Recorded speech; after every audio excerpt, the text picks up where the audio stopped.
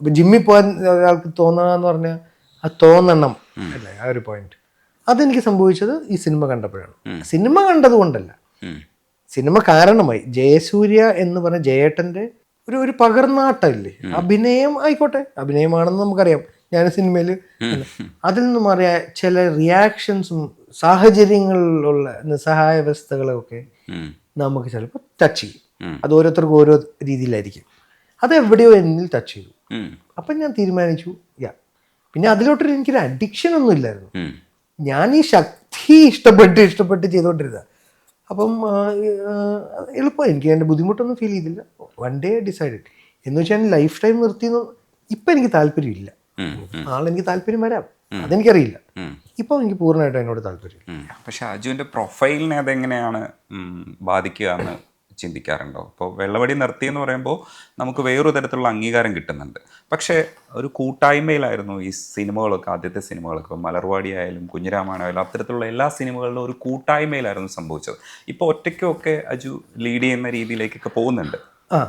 പക്ഷേ അല്ല, അന്ന് ഞാൻ ഒറ്റയ്ക്ക് മദ്യപിക്കാൻ ഇഷ്ടപ്പെട്ടിട്ടുണ്ട്. ആണല്ലേ? എനിക്കങ്ങനെ റെയർ ആയിട്ടുള്ളൂ. കോളേജ് ഫ്രണ്ട്സിൻ്റെ കൂടെ ഞാൻ അങ്ങനെ മദ്യപിച്ച് എൻജോയ് ചെയ്തേക്കുന്നത്. അവരൊക്കെ ഇന്നില്ലല്ലോ. അവരോടായിരുന്നു ഏറ്റവും നല്ല ഫൺ മദ്യപാനത്തിൻ്റെ. മറ്റേതൊക്കെ എപ്പോഴും ഞാൻ ഒന്ന് വിനീതും ഇവരും ഞാനും ഇങ്ങനെ ബേസിൽ ഇവരൊന്നും അടിക്കത്തില്ല. ഇവരൊക്കെ വളരെ നല്ല മനുഷ്യർ. അപ്പോൾ എൻ്റെ കൂടെയുള്ള അലമ്പൻ ഞാൻ തന്നെ മാത്രമേ ഉള്ളൂ. അപ്പം ഞാനെപ്പോഴും എൻ്റെ കാര്യം ഇപ്പം ഞാൻ ഇന്ന് ഓർക്കുന്നുണ്ട്, വിശാഖും ധ്യാനും ഞാനും കൂടെ ലവ് ആക്ഷൻ്റെ ഒരു യാത്ര കഴിഞ്ഞ് രാവിലെ എത്തി. തിരുവനന്തപുരത്താന്ന് തോന്നുന്നു, SP എന്ന് പറഞ്ഞ ഹോട്ടലിൽ ഫോൺ ചെയ്ത് രാവിലെ 10-10:30 വന്ന് കയറി ഒന്ന് ഫ്രഷായി എന്തെങ്കിലും കഴിക്കാനപ്പം അവർക്ക് ഹോർലിക്സ് വേണമെന്നു. ഞാൻ രാവിലെ ചേട്ടാ 2 ഹോർലിക്സും 2 റമ്മും. അവരവിടെ വിചാരിച്ചു അതെന്ത് മിക്സാ, അത് കേട്ടോ. അതായിരുന്നു ഞാൻ ഓർഡർ ചെയ്തത്. അപ്പം എൻ്റെ കൂടെയുള്ള 2 പേരും ഹോർലിക്സാണ് കുടിക്കുന്നത്. എനിക്കങ്ങനെ ആരും വേണമെന്നൊന്നുമില്ല, ഒറ്റയ്ക്ക് പോയ ഇഷ്ടമായിരുന്നു. പക്ഷെ തന്നെ ഞാൻ ബാറിലൊക്കെ പേടിച്ചു. ആ സിനിമകളുടെ കൂട്ടായ്മ പറയുമ്പോൾ അടികപ്പിയാരെ കൂട്ടമണിയും കൂടെ പറയണം. കാരണം എങ്ങനെയാണ് ഒരു സിനിമയുടെ ക്രാഫ്റ്റ് ഒരു സക്സസ്സിലേക്ക് പോകുന്നതെന്ന് കണ്ടുപിടിക്കാൻ പറ്റുന്ന സിനിമകളിലൊന്നാണ്. അപ്പം നിങ്ങളെല്ലാവരും കൂടെ കൂട്ടായ ഒരു പരിശ്രമത്തിൻ്റെ ഭാഗമായിട്ട് അത്തരത്തിലുള്ള കുറേ പടങ്ങൾ ചെയ്തിട്ടുണ്ട്. പക്ഷേ അടികപ്പിയാരെ കൂട്ടമണി റീവാച്ചബിൾ ആയിട്ടുള്ള, ഇപ്പോഴും ആൾക്കാർ കാണുന്ന, അജു വർഗീസിനെ അടയാളപ്പെടുത്തിയ സിനിമകളിൽ ഒന്നുകൂടിയാണ് അടികപ്പിയാരെ കൂട്ടമണി എന്ന് പറയുന്നത്. അത്തരം സംരംഭങ്ങളിൽ നിന്നിരുന്നൊരു അജു ഉണ്ട്. അത് കഴിഞ്ഞിട്ട് ഇപ്പം വേറൊരു തരത്തിൽ മുന്നോട്ട് പോകാനും ഒറ്റയ്ക്ക് ലീഡ് ചെയ്യാനും ഒക്കെയുള്ള രീതിയിലേക്ക് പോകുന്നൊരു അജു ഉണ്ട്. ഇത് രണ്ടും അജു കാണുന്നുണ്ട്.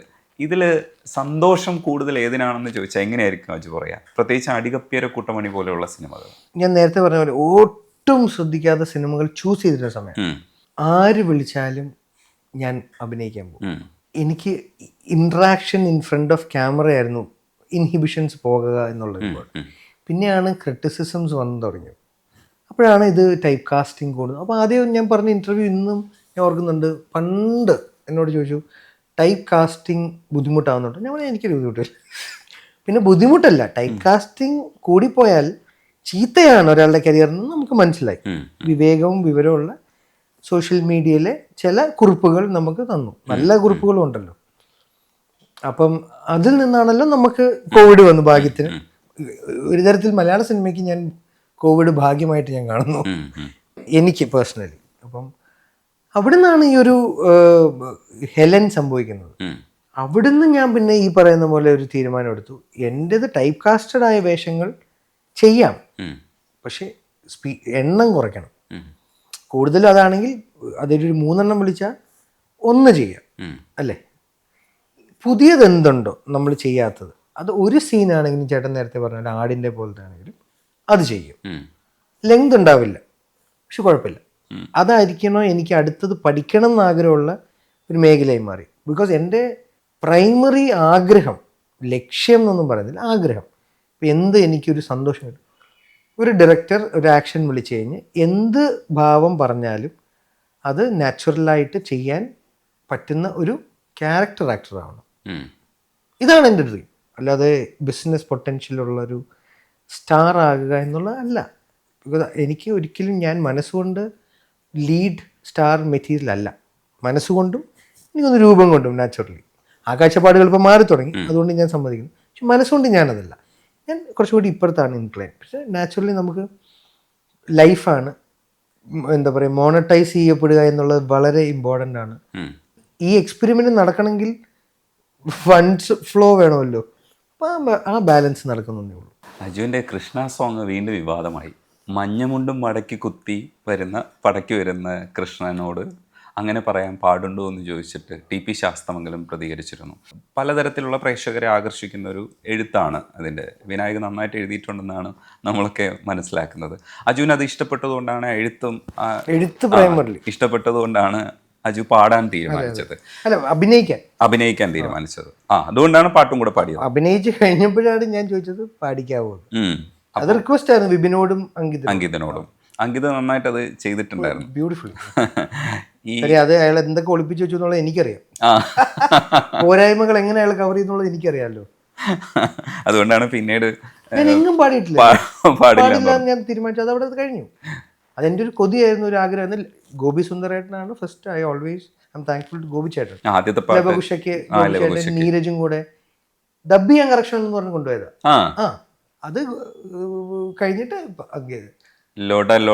അതെ പാട്ടിന്റെ അവസാനം ടങ് ട്വിസ്റ്റ് പോലെ വരുന്നുണ്ട്. അയ്യപ്പനമ്മ നെയ്യപ്പൻ ചുട്ടു കാക്ക കുത്തി കടലിലിട്ടു. ഞാൻ അതും എങ്ങും പാടിയിട്ടില്ല. കാര്യം ഇത് ഇവരൊക്കെ എന്നെ കൊണ്ടുപോയി ചെയ്യിപ്പിച്ച, സത്യം പറഞ്ഞാൽ എൻ്റെ ഭയങ്കര ആഗ്രഹമാണ് പാടാൻ പറ്റുക എന്നത്. അത് നടക്കാത്തൊരാഗ്രഹമാണെന്ന് എനിക്ക് നന്നായി അറിയാം.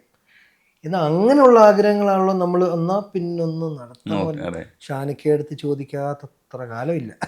പാടിപ്പിച്ചല്ലോ, ഷാനും കൂടെ പാടിയല്ലോ, മറ്റേ പാട്ട് കൂടെ പാടി, ഷാനിക്കയുടെ കൂടെ പാടി, അല്ലാതെ പാടിപ്പിച്ചിട്ടില്ല. ഞാൻ ഇപ്പോഴും പുറകെ നടക്കുന്നുണ്ട്.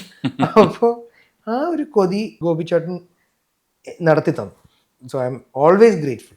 അത് കഴിഞ്ഞ് ഈ ലിറിക്സ്, ഈ ഗാനം വിപിൻ എൻ്റെ ഏറ്റവും നല്ല, എനിക്കിഷ്ടമുള്ള ഫിലിം മേക്കേഴ്സിൽ ഒരാളാണ്.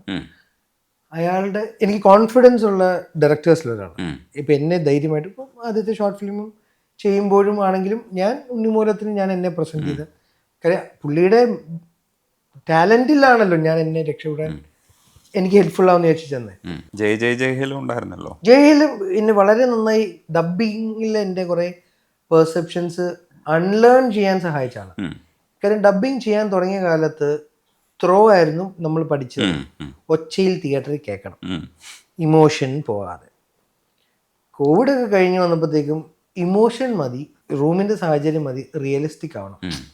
ഒരു സാധനം കഷ്ടപ്പെട്ട് പഠിച്ച് 10 വർഷം എടുത്തൊന്ന് പഠിച്ചു വന്നപ്പോഴത്തേക്ക് ഇതൊക്കെ ഇനി മാറ്റാൻ ഇത് കാര്യം അത് ഭയങ്കര പാടാ. മൈൻഡിൻ്റെയും ബ്രെയിനും സൗണ്ടും കൂടെ ഒരുമിച്ച് ഇത് മൂന്നും കൂടെ സിങ്ക് ആവണമല്ലോ. സൗണ്ട് ഇമോഷണലി ക്രിയേറ്റഡ് ആവണമെങ്കിൽ അഭിനയിക്കുന്നതിനേക്കാളും ടഫാന്ന് ഞാൻ വിശ്വസിക്കുന്നു. അത് വിപിൻ എനിക്ക് ഹെൽപ്പ് ചെയ്തു. ജയഹേൽ ഒരുപാട് പുള്ളി അത് എന്നെ സഹായിച്ചു. ഞാൻ നേരത്തെ വിനീഷ് എന്ത് എന്നിൽ ആക്ടിങ്ങിൽ കൊണ്ടു, അത് അഹമ്മദ് എന്നെ പ്രോപ്പറായിട്ട് മെൻറ്റർ ചെയ്യിച്ചു. സോ അഹമ്മദാണ് അതിൻ്റെ വിനീഷ് തുടങ്ങിയ ഒരു കാര്യത്തിൻ്റെ ഔട്ട് പൂർണ്ണമായിട്ടും എടുത്തത്, കേരള ക്രൈം ഫയൽസ്. അപ്പം അതുപോലെ ലിറിക്സ് വായിച്ചപ്പം ബിബിനോട് ആദ്യം ഞാൻ പറഞ്ഞു ചെയ്യുന്നില്ല എന്നുള്ള ഇതിലാണ് ഞാൻ നിന്നിരുന്നത്. അപ്പോൾ ബിബിനും പറഞ്ഞു പാട്ട് നല്ലതായിരിക്കും, ലിറിക്സ് ഞാൻ അയച്ചു തരാമെന്ന് പറഞ്ഞു. എനിക്ക് അയച്ചു തന്നു. ഞാൻ വായിച്ചപ്പോൾ എനിക്ക് ഭയങ്കര ഇഷ്ടമായി. ആ ലിറിക്സ് ഭയങ്കര കൊമേഴ്ഷ്യൽ സ്വഭാവമുണ്ട്. എന്നാൽ നമ്മൾ നോക്കുന്നത് എന്താ, കുട്ടികൾക്ക് ഇഷ്ടമാവും നാച്ചുറലി. പിന്നെ കൃഷ്ണ ലവേഴ്സ് വേൾഡ് ഓവറാണ്, എല്ലാവരും. ആ കുസൃതി എല്ലാവർക്കും ഇഷ്ടമാണ്. അപ്പോൾ റെപ്രസെന്റിങ് എ കുസൃതി ഇസ് നൈസ്. അതെ, നല്ല ലൈൻസ് അല്ലേ. രാജുചേട്ടൻ്റെയും ബേസിലിൻ്റെയും സിനിമ, ബിബിൻ. അപ്പം എല്ലാം ഉണ്ട്, റീച്ച് ആവേണ്ട കാര്യമുണ്ട്.